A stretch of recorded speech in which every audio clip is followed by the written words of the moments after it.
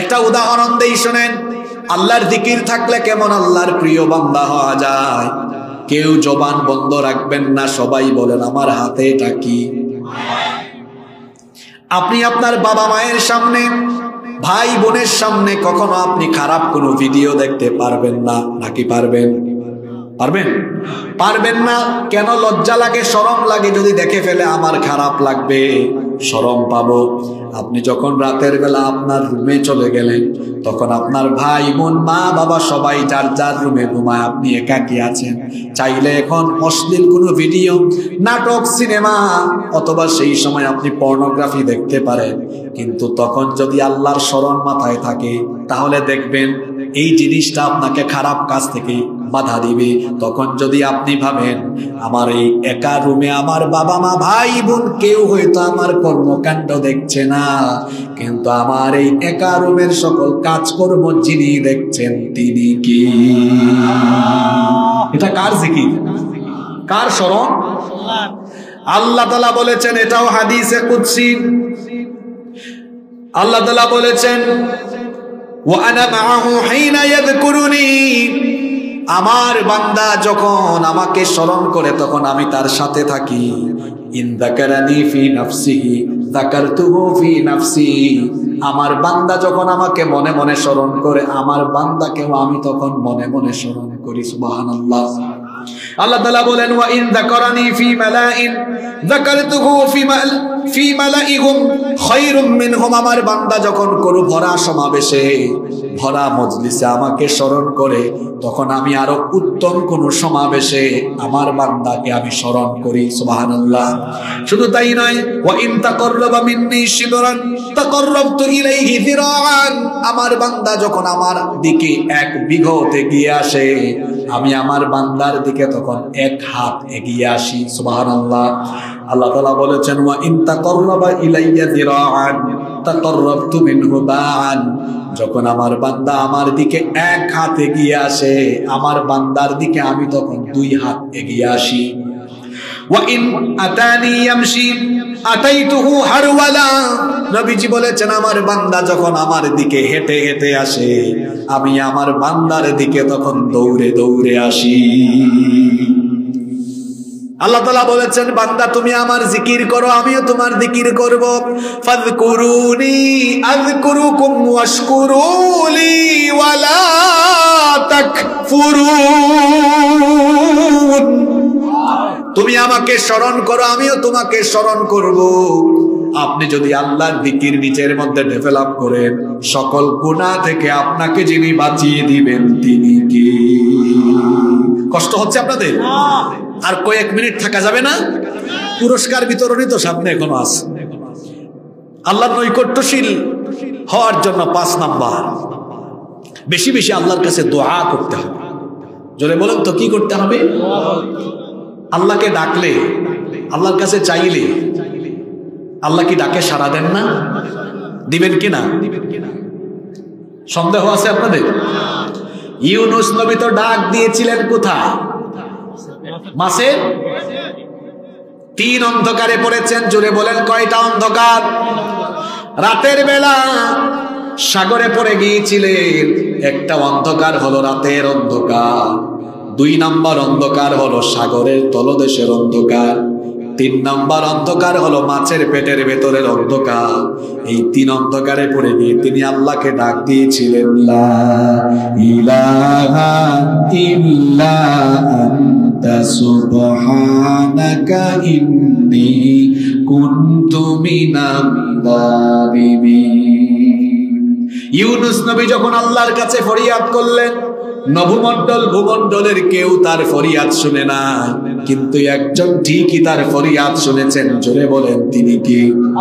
সেই আল্লাহ বলছেন কোরআনুল কারীমের 2 নাম্বার সূরা সূরাতুল বাকারা এর 186 নম্বর আয়াত, ওয়া ইযা সাআলাকা ইবাদি আন্নী ফাইন্নী করিব উজিবু দাওয়াতাদ দাঈ ইযা দাআন ফালইস্তাজিবু লি ওয়াল মিনু বি লাআল্লাহুম ইয়ারশুদুন। আল্লাহ তাআলা বলছেন ওয়া ইযা সাআলাকা ইবাদি আন্নী ফাইন্নী করিব। ও আমার হাবিব, আমার বান্দারা যদি আপনাকে আমার ব্যাপারে জিজ্ঞেস করে তাহলে আপনি তাদেরকে বলেন ফাইন্নী করিব, আমি তাদের নিকটে আছি। কখন তাদের নিকটে আছি? উজিবু দাওয়াতাদ দাঈ ইযা দাআ, কোন আহ্বানকারী যখন আমাকে ডাকে আমি তার ডাকের জবাব দিয়ে দিই। বলেন সুবহানাল্লাহ। এজন্য আল্লাহর নবী বলেছেন সাল্লাল্লাহু মিন ফাদলি ফাইন্নাল্লাহা ইউহিব্বু আন ইউসআল। তোমরা আল্লাহর অনুগ্রহ তালাশ করো, আল্লাহর দয়া কামনা করো, আল্লাহর কাছে চাও, কারণ যে বান্দা আল্লাহর কাছে চায় তাকে পছন্দ করেন কে? এই দুনিয়াতে কোনো মানুষের কাছে আপনি চাইলেন, মানুষ বড় স্বার্থপর, কয়েকবার চাওয়ার পরে তার কাছে পরের বার গেলে দেখবেন আপনার উপরে বেজার হয়ে যাবে। মুন্সিগঞ্জে কোনো মানুষের কাছে আপনি যাবেন, প্রথমবার যাবেন আপনাকে খালি হাতে ফিরাবে না, দিবে। পরের বার যাবেন হয়তো দিবে, পরের বার যাবেন হয়তো তাও দিবে, কিন্তু পরের বার যান দেখবেন মুখ কালো করে ফেলবে। কিন্তু আল্লাহর হাবিব বলেছেন, আল্লাহ তাআলা হলেন এমন মাল্লাম ইয়াসআলিল্লাহু ইয়াগদাব আলাইহি, যে ব্যক্তি চায় না আল্লাহ তার উপর রাগ করেন। সুবহানাল্লাহ মুখ দিয়ে বের হয় না। যে চায় না আল্লাহ তার উপর কি করেন? যে চায় আল্লাহ তার উপর খুশি হন। আপনার কি নাই, আপনার কি নাই বলেন, লাগবে কি? টাকা লাগবে, আল্লাহর কাছে চান। আপনার পরীক্ষায় ভালো রেজাল্ট করা দরকার, আল্লাহর কাছে চান। আপনার সম্পদ দরকার, আল্লাহর কাছে চান। সম্মান দরকার, আল্লাহর কাছে চান। যেটা দরকার সেটা আল্লাহর কাছে চান। চাওয়ার হাত আল্লাহ পছন্দ করেন। যে ব্যক্তি আল্লাহর কাছে চায় আল্লাহ তাকে ভালোবাসেন, আল্লাহ তাকে তার প্রিয় বান্দা বানিয়ে দেন।